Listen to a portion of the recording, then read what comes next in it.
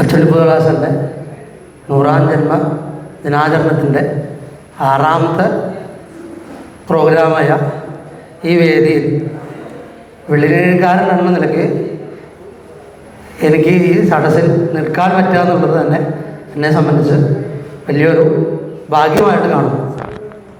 ഇതിൻ്റെ ആദ്യ അരങ്ങ് തൊട്ട് തന്നെ ഇതിൻ്റെ എല്ലാ പിന്നണിയിലും എനിക്ക് ഭാഗമാക്കം ആവാൻ സാധിച്ചു തന്നെ എന്നെ സംബന്ധിച്ച് വലിയൊരു കൃതാർത്ഥത പ്രകടിപ്പിക്കുന്നു. എന്നിൽ അർപ്പിതമായ കർത്തവ്യം എന്ന് പറഞ്ഞാൽ ഇതിൽ വന്നിരിക്കുന്ന എല്ലാ വിശിഷ്ട വ്യക്തികളെയും സ്വാഗതം ചെയ്യുക എന്നുള്ളതാണ്. ആദ്യമായി സ്മൃതി പ്രഭാഷണം നടത്തുന്ന എൻ്റെ ജ്യേഷ്ഠതുല്യനായ രായമ്പക ലോകത്തെ അറിയപ്പെടുന്ന ഒരു വിശിഷ്ട വ്യക്തിയായ മണ്ണാർക്കാട് ഹരിയേട്ടനാണ്. ഹരിയേട്ടനെ സ്നേഹപൂർവ്വം ഈ പ്രണതി പ്രോഗ്രാമിലേക്ക് സ്നേഹപൂർവ്വം സ്വാഗതം ചെയ്യുന്നു. അടുത്തതായ ഈ വേദിയിലെ മുഖാമുഖം എന്ന പ്രോഗ്രാമിൽ അച്ചുണ്ണിപ്പുതാളാശാനും ക്ഷേത്രാചാരങ്ങളും എന്നുള്ള മുഖാമുഖം പരിപാടി ചെയ്യുന്ന എല്ലാവരും ബഹുമാന മത്സരം വിളിക്കുന്ന കലയകുമറ അച്ചുകുട്ടിയേട്ടൻ, ഞങ്ങളൊക്കെ സ്നേഹപൂർവ്വം അച്ചുവേട്ട എന്ന് വിളിക്കുന്ന അച്ചുകുട്ടിയേട്ടനെയും എൻ്റെ സഹപ്രവർത്തകരും സഹപാഠിയുമായ സർപ്പുളിശ്ശേരി ശ്രീജുവിനെയും ഈ വേദിയിലേക്ക് ഹൃദയപൂർവ്വം സ്വാഗതം ചെയ്യുന്നു. ഈ പ്രോഗ്രാമിൻ്റെ നന്ദി പ്രകടിപ്പിക്കുന്ന ശ്രീ എം സുനിൽകുമാർ അവരുടെയും സ്നേഹപൂർവ്വം ഈ വേദിയിലേക്ക് സ്വാഗതം ചെയ്യും.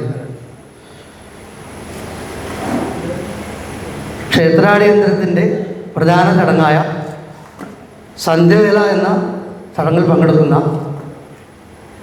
എൻ്റെ നാട്ടുകാരനും മലന്തല എന്ന മേഖലയിലെ അതിപ്രശസ്തനായ ശ്രീ വെള്ളിനഴി രാമകുമാരേട്ടൻ, എൻ്റെ അടിയന്തര വിഷയങ്ങളെ ബാലപാഠം പറഞ്ഞു തന്ന എൻ്റെ ഗുരുതുല്യനായ ചത്തല്ലൂർ ദാസേട്ടൻ, അതുപോലെ ഹരിയേട്ടൻ, മലമങ്കാവ് മനോജേട്ടൻ എന്നീ പ്രമുഖ വ്യക്തികളെയും സ്നേഹപൂർവ്വം ഈ പ്രോഗ്രാമിലേക്ക് സ്വാഗതം ചെയ്യുന്നു. ഈടുംകൂറും സോപാന നൃത്ത സങ്കല്പം എന്ന ഒരു ആശയം മാനന്തേട്ടൻ എന്നോട് പറഞ്ഞ സമയത്ത് എനിക്ക് ഏറ്റവും ഉചിതമായ ഒരാൾ ആരാണെന്ന് ചോദിച്ചപ്പോൾ എൻ്റെ മനസ്സിൽ തോന്നിയത് അണ്ടമംഗലം മനോജേട്ടൻ, അല്ലെങ്കിൽ അണ്ടമംഗലം മനോജ് തിരുമേനി അവരുടെയാണ്. ഇതിൻ്റെ ഒരു പൂർണ്ണത എന്ന് ഞാൻ, അല്ലെങ്കിൽ എനിക്ക് പഠിക്കാൻ പറ്റിയ ഹരിയേട്ടൻ അല്ലെങ്കിൽ മഞ്ചേരി ഹരിയേട്ടൻ്റെ കൂടെ നിന്ന് കൃത്യമായ ഇതിൻ്റെ എണ്ണങ്ങളും കാര്യങ്ങളും കൃത്യമായി മനസ്സിലാക്കാൻ മനോജേട്ടൻ്റെ ഈടുംകൂറും അല്ലെങ്കിൽ കളപ്രശ്നം എന്നുള്ള ചടങ്ങിലൂടെ ആണ്. അപ്പോൾ അതുകൊണ്ട് ഇതിൻ്റെ ഒരു പൂർണ്ണ രൂപം എന്ന് തന്നെ വേണമെങ്കിൽ പറയാവുന്ന ഒരാളാണ് അണ്ടമംഗലം മനോജേട്ടൻ. മനോജേട്ടനെയും ഈ പ്രോഗ്രാമിലേക്ക് ആദരവോടെ ഹൃദയപൂർവ്വം സ്വാഗതം ചെയ്യുന്നു. ഇതിൽ പങ്കെടുക്കുന്ന മറ്റെല്ലാ വിശിഷ്ട വ്യക്തികളെയും ഈ സദസ്സിൽ വന്നിരിക്കുന്ന എൻ്റെ ഗുരുനാഥന്മാരും സഹപ്രവർത്തകരും ഒരിക്കൽ കൂടി ഈ വേദിയിലേക്ക് സ്വാഗതം പറഞ്ഞുകൊണ്ട് നിർത്തുന്നു. നന്ദി, നമസ്കാരം. എൻ്റെ കുട്ടിക്കാലത്ത് സ്ഥിരമായി അമ്മ വെള്ളിനേഴി അമ്മാമ്മയെ കാണാൻ സ്ഥിരമായി വരുന്ന, എല്ലാ മാസവും വരുന്നൊരു പതിവുണ്ടായിരുന്നു. ആ സമയത്ത് അമ്മയുടെ സഹചാരിയായി വരാനുള്ളൊരു ഭാഗ്യം, ഞങ്ങൾ 5 മക്കളാണുള്ളത്, അതിൽ എനിക്കാണ് ആ ഭാഗ്യം കൂടുതൽ കിട്ടിയിട്ടുള്ളത്. അന്ന് മുതലേ സ്ഥിരമായി വെള്ളിനേഴി എന്നുള്ള ഗ്രാമമായി എനിക്ക് മുൻകൂട്ടി നിശ്ചയിക്കപ്പെട്ട പ്രകാരം ഒരു ബന്ധം ഉടലെടുത്തു. അങ്ങനെയുള്ള ആ യാത്രക്കിടയിൽ കൊല്ലത്തിൽ 7 or 8 തവണ അമ്മ എന്തായാലും കാന്തല്ലൂർ തൊഴുത് അമ്മാമ്മയുടെ വീട്ടിൽ, വല്യമ്മാമയാണ് അമ്മാമ്മ എന്ന അമ്മ വിളിച്ച് ശീലിച്ച് കേട്ടതുകൊണ്ട് അങ്ങനെ സൂചിപ്പിക്കുന്നു. അമ്മാമ്മയുടെ വീട്ടിൽ എത്തി ഭക്ഷണം കഴിച്ചിട്ട് മടങ്ങുന്നൊരു പതിവ് അമ്മയ്ക്ക് സ്ഥിരമായിട്ട് ഉണ്ടായിരുന്നു. അങ്ങനെയുള്ള യാത്രയിൽ ഞങ്ങൾ 5 പേരിൽ എനിക്കാണ് എപ്പോഴും നറുക്ക് വീഴാറുള്ളത്. അങ്ങനെ വരുന്ന സമയത്ത് ഒരു യാത്രക്കിടയിൽ ഇതേപോലെ ഉത്സവകാലമായിരുന്നു. അപ്പോൾ ദീപാരാധന കഴിഞ്ഞ് അദ്ദേഹം അമ്മാമ ആ സോപാനത്തിൽ നിന്ന് സോപാന സംഗീതം പാടുന്ന ഒരു സമയത്താണ് ഞങ്ങൾ ഉള്ളിൽ കയറിയത്, ഞാനും അമ്മയും ഉള്ളിൽ കയറിയത്. ആ സമയത്താണ് അദ്ദേഹത്തെ ആദ്യമായി കണ്ട ഒരു ഓർമ്മ എനിക്കുള്ളത്.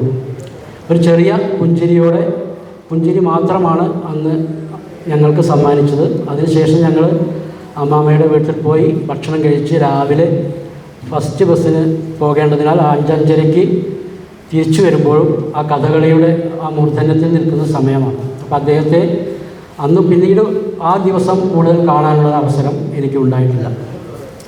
അതിനുശേഷം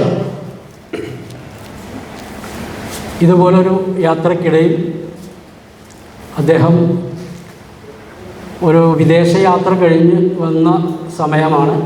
രാത്രിയിൽ എത്തിയിട്ടേ ഉള്ളൂ. ഞങ്ങൾ രാവിലെ ഒരു 7-7:30 ആകുമ്പോൾ ഇതേപോലെ വെള്ളിനേഴി അദ്ദേഹത്തിൻ്റെ വീട്ടിലെത്തി. അപ്പോൾ മുണ്ട് ഏകദേശം വയറിന് മുകളിൽ മുണ്ട് ഉടുത്ത് അദ്ദേഹം മുറുക്കുന്നൊരു സമയമായിരുന്നു. ആ രംഗം എനിക്കിപ്പോൾ ഓർമ്മയുണ്ട്. കാരണം ആൻറ്റണി ഈ പരിപാടി ഇത് ചെയ്യാൻ വിളിച്ചപ്പോൾ എനിക്ക് അധികമൊന്നും ആലോചിക്കേണ്ടി വന്നില്ല. ആ കൃത്യമായ ആ 3 ചിത്രങ്ങൾ എൻ്റെ കുട്ടിക്കാലത്ത് മനസ്സിൽ കൃത്യമായി പതിഞ്ഞിട്ടുണ്ടായിരുന്നു. അദ്ദേഹം മുറുക്കുന്ന സമയമായിരുന്നു. അപ്പോൾ ഞങ്ങൾ അവിടെ കയറി ചെന്നപ്പോൾ അടുക്കളയിൽ പോയി എന്തെങ്കിലും കഴിച്ചിട്ട് വാ എന്ന് മാത്രമേ അദ്ദേഹം പറഞ്ഞു. അങ്ങനെ ഞങ്ങൾ അന്നൊരു അതിദാരിദ്ര്യമുള്ള കാലമായിരുന്നില്ല. പക്ഷേ വെള്ളിനേഴിയിലെത്തുമ്പോൾ വിഭവസമൃദ്ധമായ കുറേ കാര്യങ്ങൾ കഴിക്കുവാനും അതുപോലെ ബേക്കറി സാധനങ്ങളൊക്കെ ഒരുപാട് കിട്ടുന്ന ഒരു സ്ഥലം അന്ന് കുട്ടിക്കാലത്ത് അമ്മാമ്മയുടെ വീടായിരുന്നു. അപ്പോൾ ഈ വെള്ളിനേഴിക്ക് പോവുക എന്ന് പറയുമ്പോൾ തന്നെ മനസ്സിൽ വളരെയധികം സന്തോഷമുള്ളൊരു കുട്ടിക്കാലം എനിക്കുണ്ടായിരുന്നു. അങ്ങനെ ഭക്ഷണം കഴിച്ച് തിരിച്ചു വരുമ്പോൾ അന്ന് എനിക്ക് ഏകദേശം ഒരു 3-ാം ക്ലാസ്സിലാണ് പഠിക്കുന്നത് എന്നാണ് എൻ്റെ ഒരു ഓർമ്മ. ആ സമയത്ത് അദ്ദേഹം അമ്മയോട് ചോദിച്ചൊരു ചോദ്യം, ഇവനെ കൊട്ടു പഠിപ്പിക്കാൻ തുടങ്ങിയോ? അമ്മ തന്നെ വളരെ പേടിച്ചിട്ടാണ് അദ്ദേഹത്തോട് വർത്തമാനം പറയുന്നത് ഞാൻ കണ്ടിട്ടുള്ളത്. ഇല്ല എന്നുള്ളത് മാത്രമായിരുന്നു മറുപടി. അപ്പോൾ പനകുരിശിക്ക് കാവിലേക്ക് പോയാൽ മതി, അവിടെ ഗോപനുണ്ട്, വേണമെങ്കിൽ ഞാൻ പറയാം.